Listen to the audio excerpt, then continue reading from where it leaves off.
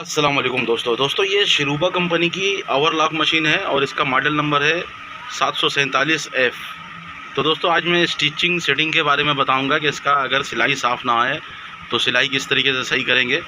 तो दोस्तों अगर आप लोग मेरी वीडियो को स्किप नहीं करेंगे, फुल वीडियो देखेंगे तो इंशाल्लाह आप लोगों को बहुत अच्छे से समझ में आ जाएगा कि इस मशीन का सिलाई के अंदर अगर कोई मसला आ रहा हो तो हम उसको किस तरीके से सेट करेंगे। तो आइए दोस्तों वीडियो को स्टार्ट करते हैं।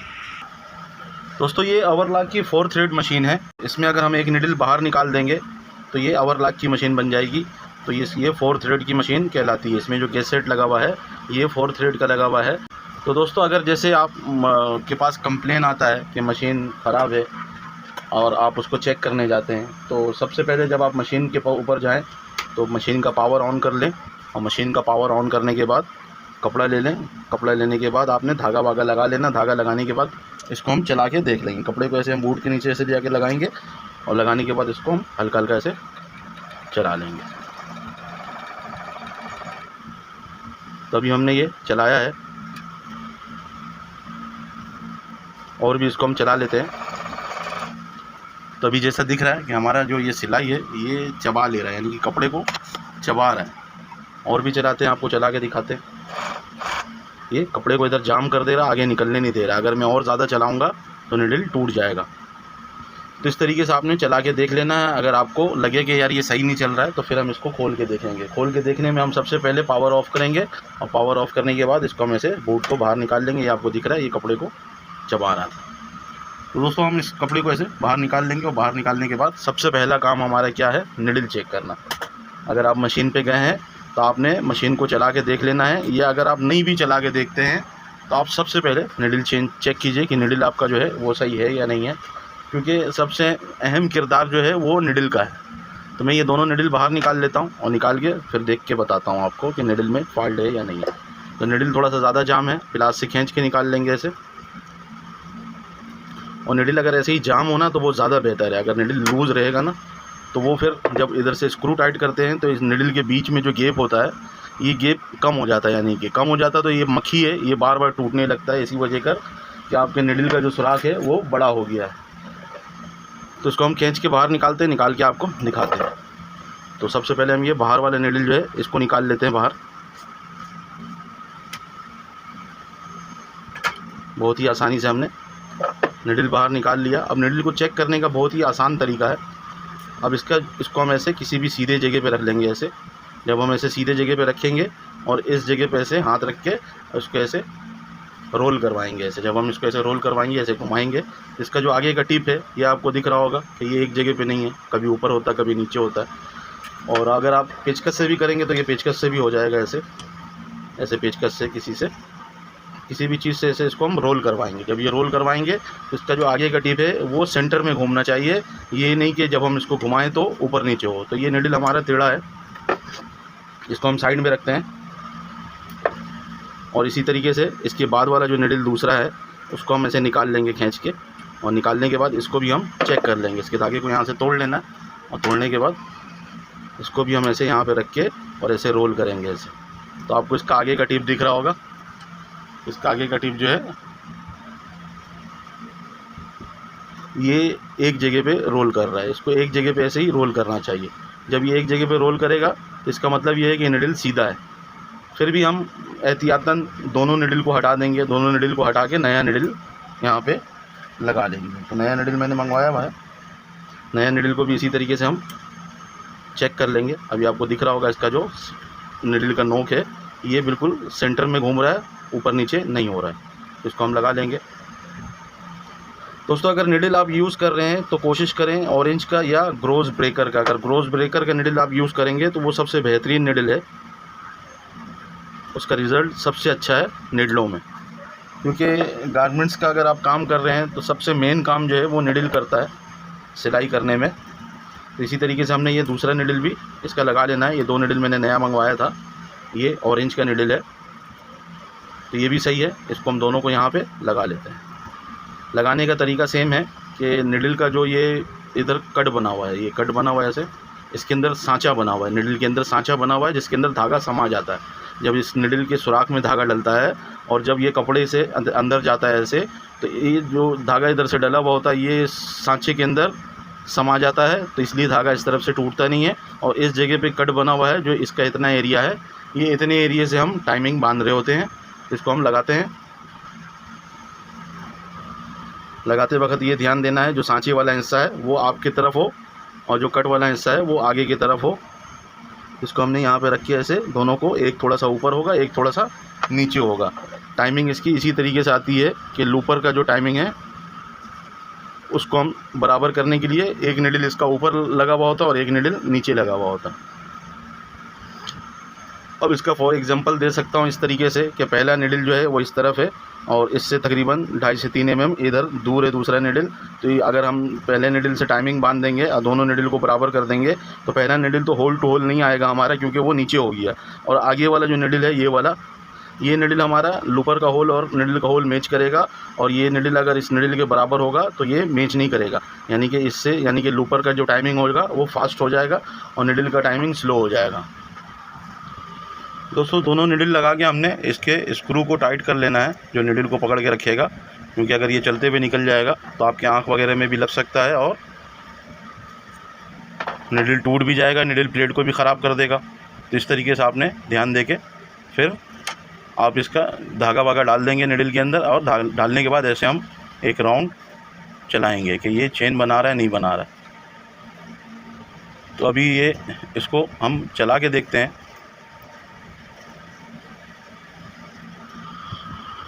पावर हमने ऑन किया, पावर ऑन करने के बाद इसको हम चलाएंगे।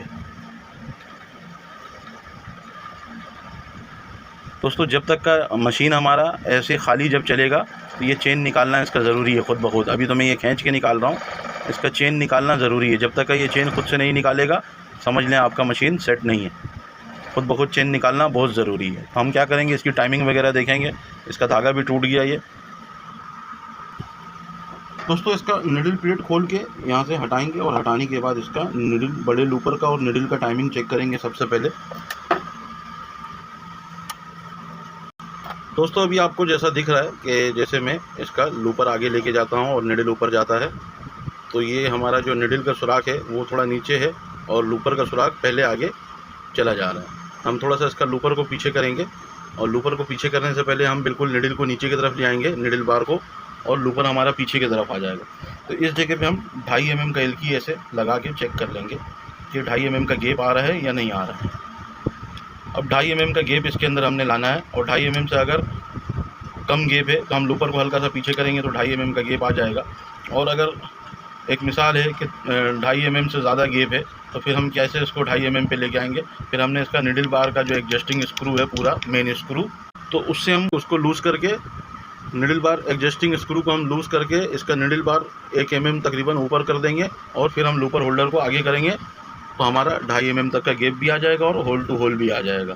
तो इस तरीके से हम इसका टाइमिंग बांधेंगे। अब जैसे मान लेते हैं कि मशीन हमारा बहुत पुराना है और इसके निडल बार के अंदर चाल है, ये जैसे अभी आपको दिख रहा है ये थोड़ा बहुत ऊपर नीचे हो रहा है।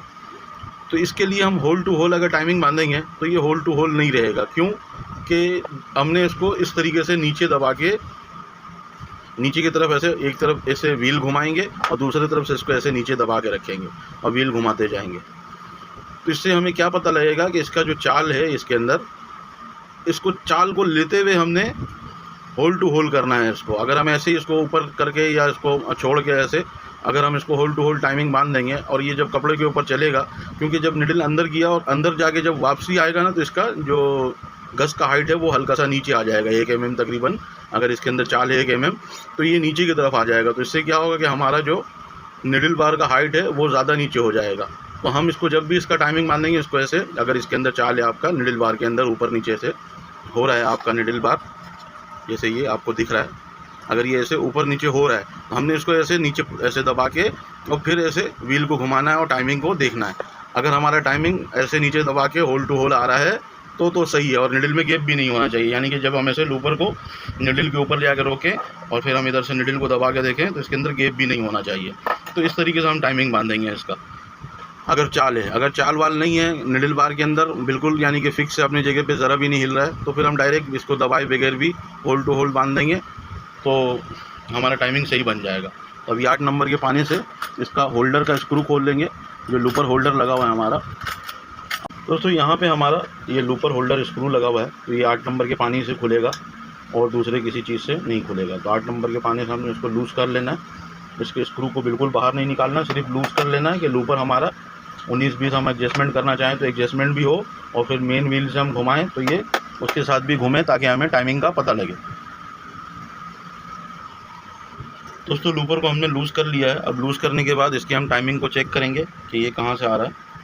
तो अभी आपको ये दिख रहा होगा कि निडल पहले ऊपर चला जा रहा है और इसका जो लूपर का सुराख है ये बाद में आगे आ रहा है। तो अगर हम इस जगह पे से उंगली रख के और इसको ऐसे दबा देंगे और दबा के फिर हम चेक करेंगे, तो अभी आपको दिखेगा कि ये होल टू होल आ रहा है। और इसी तरीके से जब हम इसको हल्का सा ऐसे ऊपर करके जब इसकी टाइमिंग को चेक करेंगे तो ये होल टू होल नहीं आ रहा है। तो हमने जब भी इसके अंदर चाल हो तो इसी तरीके से हमने टाइमिंग बांधना है, इसको ऐसे नीचे की तरफ दबा के और फिर हम टाइमिंग बांधेंगे इसका, तो ये होल टू होल आएगा और फिर ये चलेगा भी, स्कीप वगैरह भी नहीं आएगा। तो इसी तरीके से फिर हमने आगे वाली निडल का भी चेक कर लेना है कि इसके अंदर कोई गैप वगैरह तो नहीं है, क्योंकि हम बाहर वाली निडल का जब टाइमिंग बांध देंगे तो आगे वाली निडल को होल टू होल करने की ज़रूरत नहीं है, ऑलरेडी खुद ब खुद होल टू होल हो जाएगा। और हमने ये चेक करना है कि हमारा जो आगे वाला निडल और लूपर का गैप है इसके अंदर कोई ज़्यादा गैप तो नहीं है। तभी आपको जैसे दिख रहा होगा कि इसके अंदर गैप है, तो ये गैप हम कैसे ख़त्म करेंगे ये भी चीज़ बताऊँगा। वीडियो पे बने रहिएगा, वीडियो फुल देखिएगा। दोस्तों इस जगह पे एक हमारा 1 नंबर की एल्की का स्क्रू लगा हुआ है, ये इस जगह पे, यहाँ पे ये स्क्रू को हमने लूज़ कर लेना है। स्क्रू को हमने ऐसे लूज़ कर लेना है और लूज़ करने के बाद इसकी क्लेम को हम हल्का सा घुमाएंगे। क्लेम को हमने किस तरफ, इस तरफ घुमाना है कि ये अभी हमने क्लेम को घुमाया। क्लेम को घुमाने के बाद फिर हम टाइमिंग देखेंगे इसका। अभी हमने टाइमिंग देखना है और इसका गैप भी चेक करना है कि इस वाले निडल में गैप तो नहीं आ गया, तो इसमें हल्का सा गैप आ गया है। इसी तरीके से आगे वाली निडल पे भी देख लेना कि इस पर गैप तो नहीं है। तो अभी मेरे हिसाब से ये जो गैप है हल्का सा ये चल जाएगा। अगर हम इससे ज़्यादा मिला देंगे इसको तो निडल टूटने का ख़तरा रहेगा, क्योंकि हमारा जो ये निडल बार है इसके अंदर चाल है, यानी कि ये आगे पीछे भी ऐसे हो रहा है। तो हमने इसको हल्का सा गैप दे के तभी इसकी टाइमिंग बांधना है। बहुत ज़्यादा मिला के नहीं बांधना है, बहुत ज़्यादा दूर करके नहीं बांधना है। और ये अभी हमारा क्लेम सीधा हो गया। क्लेम सीधा करने के बाद फिर हम क्या करेंगे, इसका जो स्क्रू हमने लूज़ किया था इधर से ये हम टाइट कर लेंगे। टाइट करने के बाद फिर दोबारा हम टाइमिंग देख लेंगे। अभी हम फिर दोबारा ऐसे निडल को दबा के देखेंगे कि इसके अंदर गैप तो नहीं है, और आगे वाली निडल पे भी हम देखेंगे कि इसके अंदर गैप तो नहीं है। तो अभी हम क्या करेंगे, अभी हल्का हल्का दोनों निडल में गैप आ गया है। दोस्तों हमने जो इसका लूपर होल्डर लूज़ किया हुआ है यहाँ पे हम ऐसे पेचकस लगाएंगे। पेचकस लगा के थोड़ा सा हल्का सा ऐसे चाड़ेंगे इसको, तो हमारा होल्डर जो है वो घसक के थोड़ा सा बाहर आ जाएगा। हमने इसको इस तरीके से बाहर कर लेना। बाहर करने के बाद फिर हम दोबारा इसकी टाइमिंग को देख लेंगे कि गोया हमारा जो इसमें गैप आ रहा था निडल और लूपर के अंदर वो गैप ख़त्म हुआ कि नहीं हुआ। अभी ये इसको 2.5 mm भी हमने देख लेना है कि लूपर जब बिल्कुल पीछे जा रहा है और निडल नीचे आ रहा है तो इसमें 2.5 mm का गैप होना चाहिए। इसका ये 2.5 mm से ज़्यादा गैप है। इसके लूपर को हम थोड़ा सा आगे करेंगे ऐसे, और ये अभी 2.5 mm का गैप आ गया, क्योंकि हमने ये 2.5 mm की एल्की लगाई है यहाँ पे, तो उससे अंदाज़ा हमें मिल गया। तो अभी हम इसका निडल और लूपर का गैप चेक कर लेंगे कि कहीं ये दूर तो नहीं है। अभी ये इस निडल पे तो बिल्कुल सही है और आगे वाले निडल पे इस पे भी हमारा बिल्कुल सही आ रहा है। अब हम क्या करेंगे, इसी जगह पे हम जो ये लूपर होल्डर लूज़ किए थे इस लूपर होल्डर को टाइट कर लेंगे। लूपर होल्डर टाइट करते वक्त हमने ये देखना है कि जो हमने अभी एडजस्टमेंट किया है लूपर होल्डर का निडल के हिसाब से, लूपर का जो एडजस्टमेंट किया है ये लूपर होल्डर हिलना नहीं चाहिए अपनी जगह से। अगर लूपर होल्डर अपनी जगह से हिल जाएगा तो जो अभी हमने मेहनत किया वो ज़ाया हो जाएगा। फिर दोबारा आपको ये सारा सेटिंग दोबारा से करना पड़ेगा। इसका लूपर होल्डर हमने इस तरीके से टाइट कर लेना। टाइट करने के बाद फिर हम एक दफ़ा और देखेंगे कि गोया अभी हमने जो लूपर होल्डर टाइट किया है उससे कुछ हिल उल के आगे पीछे तो नहीं हो गया। हमने इस तरीके से फिर एक दफ़ा चेक कर लेना है। तो अभी हमारा ये बिल्कुल सेटिंग में आ गया है। और अब हम क्या करेंगे, फिडो का भी लगाने की ज़रूरत नहीं है, क्योंकि हम इसका जब तक का पहले चेन सही नहीं करेंगे ये चेन इसका खुद ब खुद निकलना चाहिए। तो हम यहाँ पे ये निडल प्लेट ऐसे लगाएंगे और निडल प्लेट लगाने के बाद इसका स्क्रू यहाँ पे टाइट कर देंगे। दोस्तों अभी हमने निडल में धागा वागा लगा दिया और लूपर में भी धागा लगा हुआ है। अब हम इसको मैनुअली हाथ से घुमा के चेक करेंगे कि अपर लूपर जो हमारा है, छोटे वाला लूपर, ये बड़े वाले लूपर का फंदा सही पकड़ रहा है या नहीं पकड़ रहा है। तो इसको हम इस तरीके से ऐसे घुमा के देखेंगे। तो अभी आपको दिख रहा होगा ये बिल्कुल किनारे में इसका फंदा गिर रहा है। जो ये हमारा छोटा लूपर है ये बहुत किनारे से फंदा पकड़ रहा है। तो इस तरीके से हमारा जो ये बड़े लूपर का धागा है ये मिस करेगा बार बार। तो ये चीज़ें हमने देखना है, तभी हमारा स्कीप वगैरह बंद होगा। तभी आपको दिख रहा होगा कि बिल्कुल ये इस तरफ से, ये हल्का सा भी अगर इस तरफ होगा तो ये गिर जाएगा और गिर के इस तरीके से स्कीप आ जाएगा।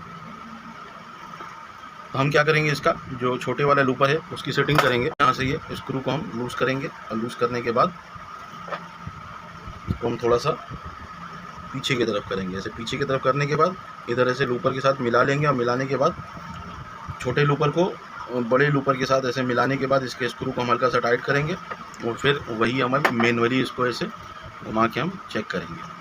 तो क्या हमारा अभी ये टाका सही पकड़ रहा है। तो अभी आपको दिख रहा होगा पहले इसके अंदर गैप था, जो हमारा अपर लूपर और लोअर लूपर है इसके अंदर पहले गैप था, अभी हमने गैप इसका ख़त्म कर दिया। अब ये लूपर का फंदा सही पकड़ रहा है।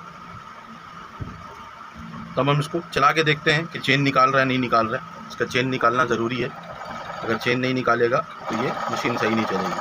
दोस्तों हमारा आवर लॉक तो बनना शुरू हो गया, यानी कि चेन बनना शुरू हो गया, लेकिन चेन खुद ब खुद नहीं निकल रहा है। ऐसे हमको खींचना पड़ रहा है। जब हम खींच रहे हैं तो चेन निकल रहा है। तो हम इसके लिए क्या करेंगे, ये भी एक बहुत जेन्युइन फॉल्ट है, क्योंकि टाइमिंग तो हमने सही कर लिया, टाइमिंग हमने देख लिया, टाइमिंग सही है। अब हम क्या करेंगे, इसमें हमारा जो ये मक्खी यहाँ पे बना हुआ है, इस मक्खी के अंदर कोई बाबरी वगैरह या कोई हल्का सा भी खराश वगैरह होगा तो चेन हमारा नहीं निकलेगा। वैसे आपने इसको पहले बफ़ कर लेना है अच्छी तरीके से। जो इसका मक्खी है यहाँ पे, इस मक्खी को हम अच्छी तरीके से बफ़ कर लेंगे चौक लगा के, और फिर इसको लगा के देखते हैं कि ये चेन निकाल रहा है या नहीं निकाल रहा है। दोस्तों ये हमारा बफ़ रूलर चौक है और ये ग्राइंडर मशीन है। इसको हमने ऑन कर लेना है।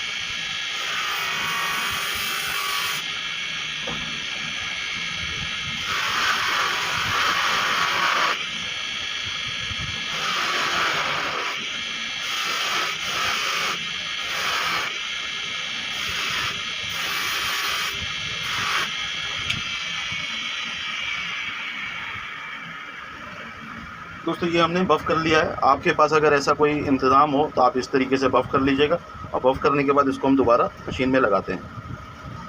दोस्तों ये स्क्रू हम इस पर लगा लेंगे निडल प्लेट को लगा के, और फिर हम इसको चला के देखेंगे कि क्या ये चेन निकाल रहा है नहीं निकाल रहा है। तो इसका चेन बनाना ज़रूरी है। अगर ये खाली में चेन नहीं बनाएगा खुद ब खुद तो मशीन कभी भी सही नहीं चलेगा। जब भी आप शुरू में पीस लगाएंगे यहीं पे जाम हो जाएगा, शुरू में बार बार जाम हो जाएगा। तो आप इस तरीके से चेक कर लीजिए, उसके बाद फिर इसको हम चला के देख लेते हैं। इस तरीके से हमने चला लेना है। अभी आपको दिख रहा होगा कि ये थोड़ा थोड़ा चेन निकालना शुरू कर दिया है। इस तरीके से इसके अंदर से चेन निकलना चाहिए। अगर ये चेन नहीं निकलेगा तो समझ लीजिए आपका मशीन सही नहीं चलेगा। अभी भी ये चेन इस तरीके का इसलिए निकाल रहा है, घना चेन बिल्कुल, कि इसका निडल का जो धागा है वो टाइट है। अगर हम इसका निडल का धागा थोड़ा सा लूज़ करेंगे, और चेन नहीं निकालने का एक वजह और भी होता है कि हमारा जो ये दोनों लूपर का धागा यहाँ पे लगा हुआ है, अगर ये भी अगर बहुत ज़्यादा लूज़ होगा तब भी चेन नहीं निकलेगा, यानी कि धागा लूजिंग होने की वजह कर एक ही जगह पे जाम हो जाता है।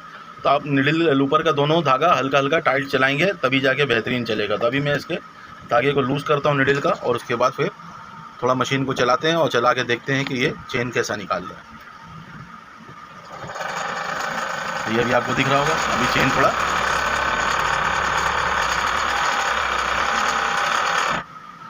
तो इससे ये ज़ाहिर होता है कि हमारा मशीन ओके है बिल्कुल। अब आप इसके अंदर फिडोक लगाइए और बूट लगाइए और मशीन को आप कपड़े पे चला सकते हैं। तो ये सिलाई भी अच्छी करेगी।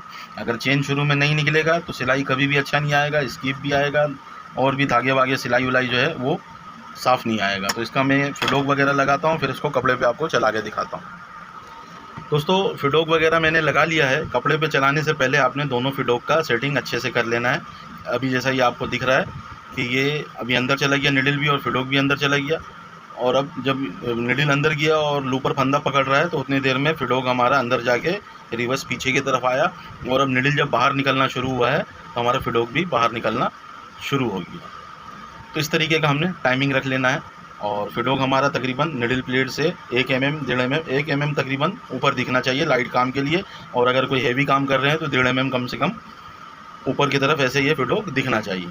इसके अलावा अब हमने क्या सेटिंग देखना है कि हमारा जो ये फिडोक है ये गोया दोनों एक जैसा चल रहा है या एक अलग चल रहा है और एक अलग चल रहा है। तो इसका ये डिफरेंडर फीड बार का जो सेटिंग है यहाँ से ये इस जगह से हमने कर लेना। अभी जैसे ये मैंने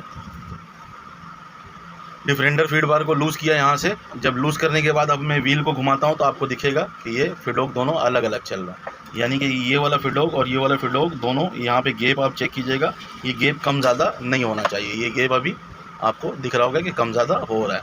अब हम क्या करेंगे, ये डिफरेंट व्हील को घुमाते रहेंगे और ये डिफरेंडर फीड बार को हम थोड़ा सा नीचे करेंगे, ऐसे नीचे करके व्हील को घुमाते रहेंगे जहाँ पे हमें लगे कि यार अभी दोनों फिडोक एक जैसा चल रहा है और यहाँ पे गैप जो है कम ज़्यादा नहीं हो रहा है, ये एक जैसा है। तो हमने इसी जगह पे रख के ऐसे पकड़ के और इसको टाइट कर लेना।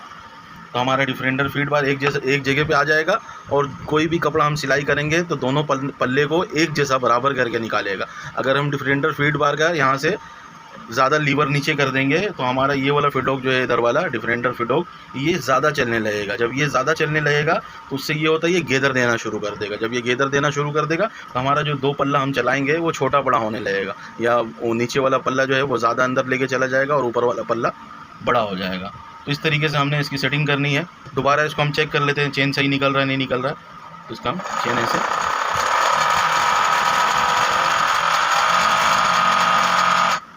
तो हमारा मशीन ये चेन बिल्कुल फर्स्ट क्लास निकाल रहा है।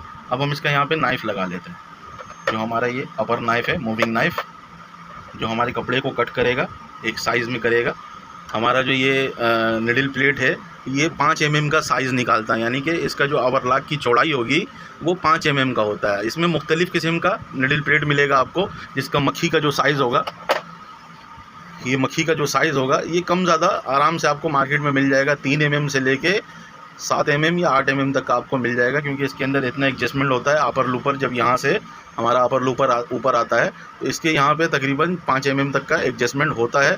अगर नहीं है आपकी मशीन में तो आपके अपर लूपर राड का सेटिंग सही नहीं है, ये सारी असेंबली आप यहाँ से खोल के और उसकी सबसे पहले राड की सेटिंग सही करें, क्योंकि जब तक का अपर लूपर का राड का सेटिंग सही नहीं होगा तो स्कीप भी नहीं बंद होगा और हम बड़ा गेज नहीं सिलाई कर सकेंगे। जैसे 7 mm 8 mm, अब हम 1/4 के ऊपर अगर हम टॉप कर रहे हैं, जैसे ओवरलॉक करने के बाद हमने 1/4 का टॉप करना है 6 mm का, जो डबल निडल से कर रहे हैं या चेन स्टिच से कर रहे हैं या फीडो मशीन से कर रहे हैं, XYZ किसी भी मशीन से कर रहे हैं, तो उसका जो बाहर वाला निडल होगा वो लब पकड़ेगा नहीं, नीचे का जो लब होगा वो कम होगा। तो उसके लिए हम क्या करते हैं, ये प्लेट चौड़ी मक्खी वाला लगाते हैं ताकि 7-8 mm तक का हमें लब मिलेगा, तो हम उसको आराम से एडजस्टमेंट कर सकेंगे कि हमारा जो ओवरलॉक है वो चौड़ा आएगा। फिर तो हमने ये नाइफ़ लगा लिया। नाइफ़ लगाने के बाद इसको हम ऐसे व्हील घुमा के ऐसे चला के देख लेंगे तो हमारा ये धागा भी आपको दिख रहा होगा सही नहीं कट रहा है। तो धागे को सही काटने के लिए हम क्या करेंगे, ये हमारा जो अपर नाइफ़ का ये असेंबली है पूरा, इसको हम यहीं पे ऐसे टाइट कर लेंगे। असेंबली को हमने पेचकस से यहीं पे टाइट कर लेना है और फिर इसी तरीके से हमारा ये नीचे की तरफ जो नीचे वाला लोअर नाइफ़ का असेंबली लगा हुआ है, इसी स्क्रू पे हमारा रुका हुआ होता है, तो इसको हम लूज़ करके और यहाँ से ऐसे हल्का सा मिला देना है और मिलाने के बाद फिर हम इस स्क्रू को दोबारा टाइट कर देंगे। तो अगर हमारे अपर नाइफ़ और लोअर नाइफ़ के अंदर गैप होगा तो वो ख़त्म हो जाएगा। फिर दोबारा हम ऐसे धागा यहाँ पे रख के और इसको ऐसे कट करके देख लेंगे। तो अभी भी हमारा धागा कट नहीं हो रहा, आपको दिख रहा होगा, हालांकि मैंने जो इसका लोअर नाइफ़ है उसको इस तरफ मिला भी दिया है। ये सीज़र का जैसा काम करता है, जैसे हमारा कैंची है वो जैसे काम करता है, ये भी वैसे ही काम करता है। तो अभी हम यहाँ से इसका नाइफ़ को खोल के उतार लेंगे, क्योंकि नाइफ़ का सही होना बहुत ज़रूरी है। अगर नाइफ़ सही नहीं होगा तो नाइफ़ की वजह कर पीस आपका जाम भी होगा, पीस सही जाएगा नहीं, कपड़ा अंदर जाएगा नहीं। पहले आपको डेमो देता हूँ, उसके बाद फिर इसको खोल के धार लगाते हैं कि अगर आपका नाइफ़ सही नहीं होगा तो कैसा काम करेगा मशीन में क्या प्रॉब्लम आएगा। इसका बूट लगा लेते हैं, बूट लगा के इसको फिर कपड़े पे चलाते हैं।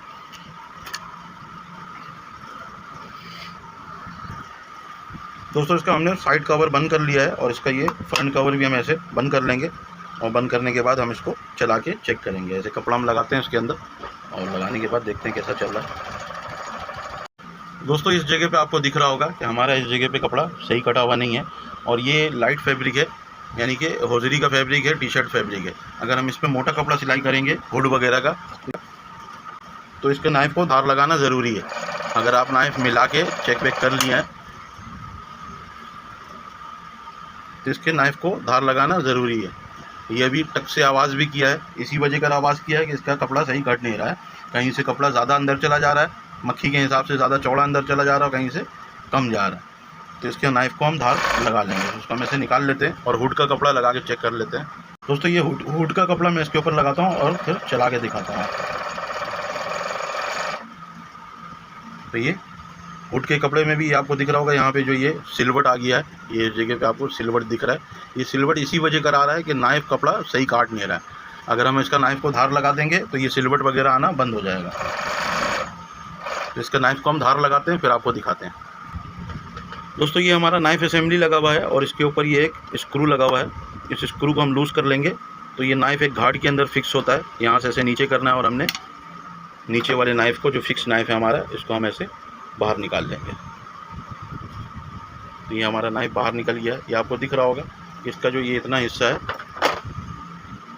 जो हिस्सा ज़्यादा चमक रहा है, ये इतना हिस्सा इसका ख़राब हो गया, यानी कि इसका जो मोटाई है ये कम हो गया है। इसी वजह से ये धागा काट नहीं रहा है। तो इसको हम धार लगाते हैं, फिर आपको दिखाते हैं। अगर आपके पास नया नाइफ़ है तो आप नया लेके लगा लें, और नहीं तो फिर इसको धार हम ग्राइंडर से कैसे लगाएंगे ये भी दिखाते हैं आपको।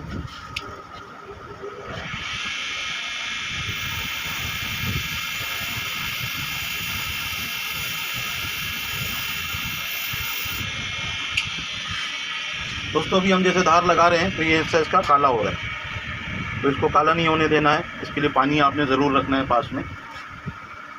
ये कंटेनर हमारा, इसके अंदर हम पानी रख लेते हैं। कोई सा भी पानी, आप मीठा पानी ले लें। और ये हमने कंटेनर में डाल दिया। कंटेनर को हम ग्राइंडर के ऐसे करीब रख लेंगे, क्योंकि जब ये गर्म होता है तो टाइम नहीं होता है इसको दूर ले जाने का। तो इसको हम दोबारा धार लगाते हैं, फिर आपको दिखाते हैं।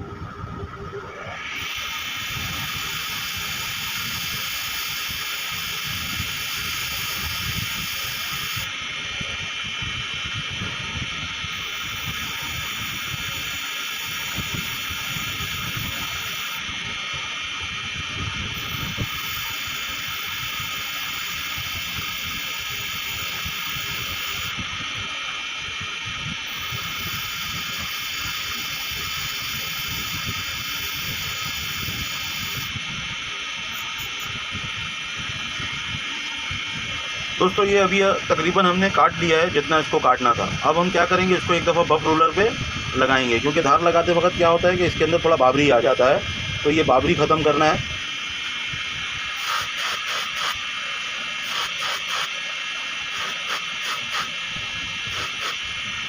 दोस्तों अभी बाबरी हमने ख़त्म कर लिया है। अब हम क्या करेंगे, इसमें हल्का सा धार लगाएंगे।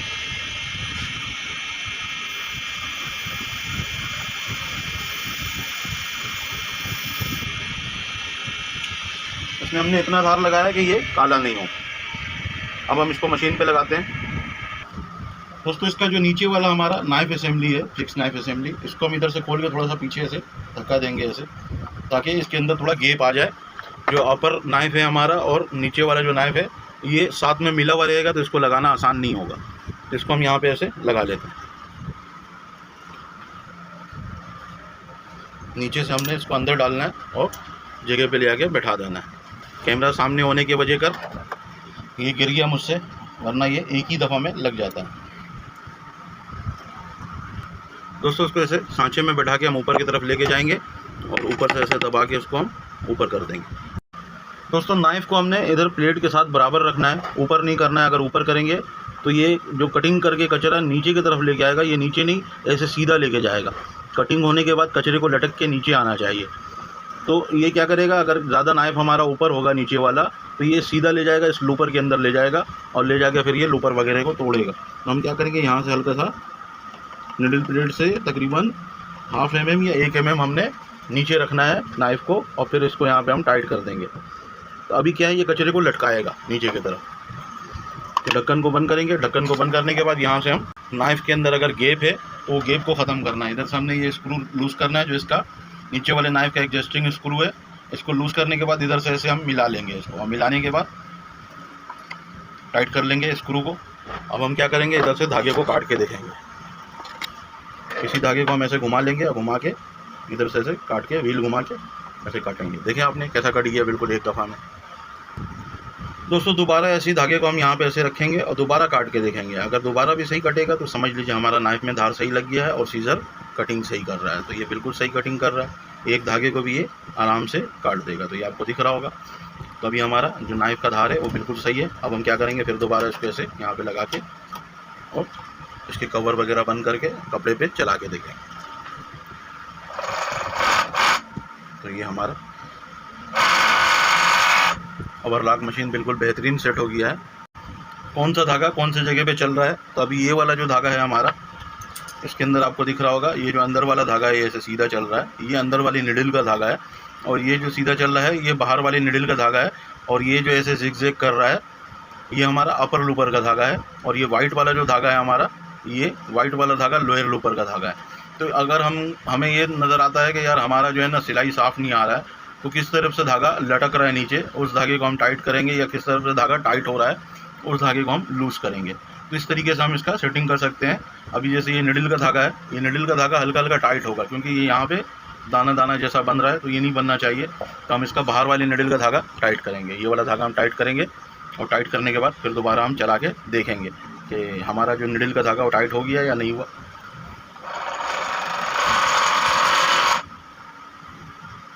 तो ये हमने टाइट किया है, लेकिन ये अभी भी दिख रहा होगा कि टाइट नहीं हुआ। तो हो सकता है ये जो स्प्रिंग लगा हुआ है हमारा, ये स्प्रिंग सही काम नहीं कर रहा है। इसको हम खोल लेंगे, खोल के देख लेंगे स्प्रिंग हमारा सही काम है कर रहा है या नहीं कर रहा है, या स्प्रिंग हमारा बारीक तो नहीं लगा हुआ है। अगर स्प्रिंग हमारा बारीक लगा हुआ होगा तो तब भी ये धागे को टाइट सही नहीं करेगा। तो ये हमने निकाल लिया है। निकालने के बाद स्प्रिंग को हम थोड़ा सा ऐसे खींच लेंगे, हल्का सा हमने खींच के स्प्रिंग का जो टेम्पर है टेंशन का उसको बढ़ा देना। और बढ़ाने के बाद हम इसका जो टेंशन पोस्ट प्लेट है ये हम बाहर निकाल लेंगे। निकाल के देख लेंगे इसके अंदर कोई ज़्यादा खराश वगैरह तो नहीं है। अगर ज़्यादा खराश है तो इसको रेगमाल के ऊपर हम सीधा करेंगे। इसके अंदर हल्का बहुत खराश है और इस वाले में ज़्यादा है, ये आपको दिख रहा होगा। तो इसको रेगमाल पे हमने सीधा रगड़ना है। दोस्तों एक पेपर रेगमाल ऐसे ले लेंगे 0 नंबर का, और 0 नंबर का रेगमाल पे इसको हमने इस तरीके से यहाँ पे सीधे जगह पे रख के ऐसे रगड़ना है। तो इसके अंदर कोई भी अगर धागे का खड्डा वड्डा बन गया होगा या खराश वगैरह होगा तो वो सारा घिस जाएगा, घिस के बराबर हो जाएगा। तो इस तरीके से हमने इसको अच्छी तरीके से घिस के इसके जो भी यानी कि निशान वगैरह हैं वो ख़त्म कर लेंगे। तो ये धागे को जो लूज टाइट करता है वो करना बंद कर देगा। इसको हमने चेक कर लेना है ऐसे। अभी ये तकरीबन सेट है, अभी भी इधर थोड़ा बहुत है यहाँ पे खड्डा, इसको हम थोड़ा सा और घिस लेते हैं ऐसे। क्योंकि अगर निडल का सिलाई सही साफ़ नहीं आ रहा है तो इसका जो धागे का टेंशन है वो सही नहीं काम कर रहा है। अगर धागे का टेंशन एक जैसा काम करेगा यानी कि धागे का रिलीजिंग एक जैसा होगा तो ये बेहतरीन चलेगा। इसी तरीके से ये दूसरे वाले को भी हम साफ़ कर लेंगे। दोस्तों ये दूसरे वाले को भी हमने साफ़ कर लेना है। इसके अंदर इतना खराश वगैरह नहीं था, इसको भी हमने साफ़ कर लिया है। और साफ़ करने के बाद इसको देख लेना है। इसके बाद हम क्या करेंगे दोस्तों, इसके बाद हम ग्राइंडर पे इसको दोनों को बफ़ कर लेंगे। तो इसको बफ़ कर लेते हैं। चौक लगा लेना है, हमने चौक लगा लेना है।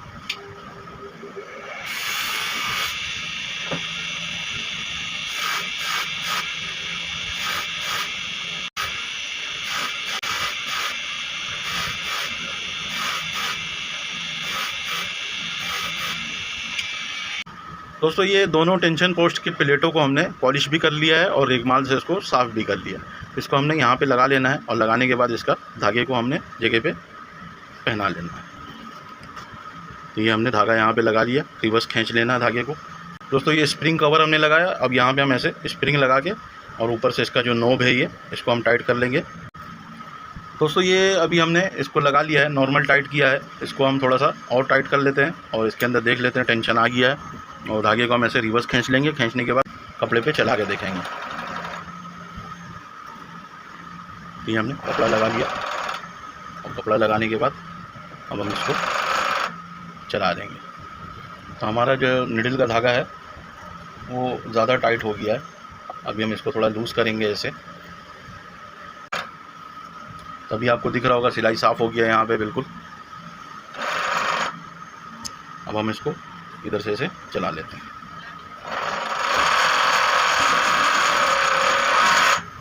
तो आपको ये दिखा होगा यहाँ पे कपड़ा भी ऐसे लटक के नीचे की तरफ जा रहा है। अगर हमारा नाइफ ऊपर होता तो कपड़ा लटक के नीचे की तरफ नहीं जाता, वो सीधा ऐसे ऊपर होकर अंदर चला जाता। तो ये हमारा सिलाई बिल्कुल ओके है, इसी तरीके का सिलाई चाहिए हमें। तो दोस्तों उम्मीद करते हैं मेरी वीडियो से आप लोगों को बहुत कुछ सीखने को मिला हो। अगर बहुत कुछ सीखने को मिला है तो मेरे वीडियो को अपने दोस्त यारों के साथ लाजमी शेयर कीजिएगा और अपने जॉब पार्टनर के साथ भी लाजमी शेयर कीजिएगा। अगर आप में से कोई भाई मुझे पहली दफ़ा देख रहा है या सुन रहा है तो मेरे चैनल को सब्सक्राइब कर लीजिएगा। एंड दोस्तों अल्लाह हाफिज़। ये कपड़े को आप देखिएगा, ये कैसे लटक के नीचे की तरफ जा रहा है, वरना ये सीधा ऊपर चला जाए। तो ये चीज़ें आपने छोटी छोटी सी चीज़ें लाजमी ध्यान देना है। ये जो लटक के नीचे की तरफ जा रहा है, ये नाइफ़ को नीचे करने से, जो नीचे वाला नाइफ़ हमने लगाया है उसको जो 1 mm नीचे रख के टाइट किया है, उसकी वजह से ये नीचे की तरफ जा रहा है। आप आजमा के देखिएगा जो मैंने अब आपको बताया है कि अगर उसको हम ऊपर रखेंगे तो ये ऊपर की तरफ जाएगा, ऊपर की तरफ जाएगा, इधर अंदर जाके लूपर वगैरह को तोड़ देगा।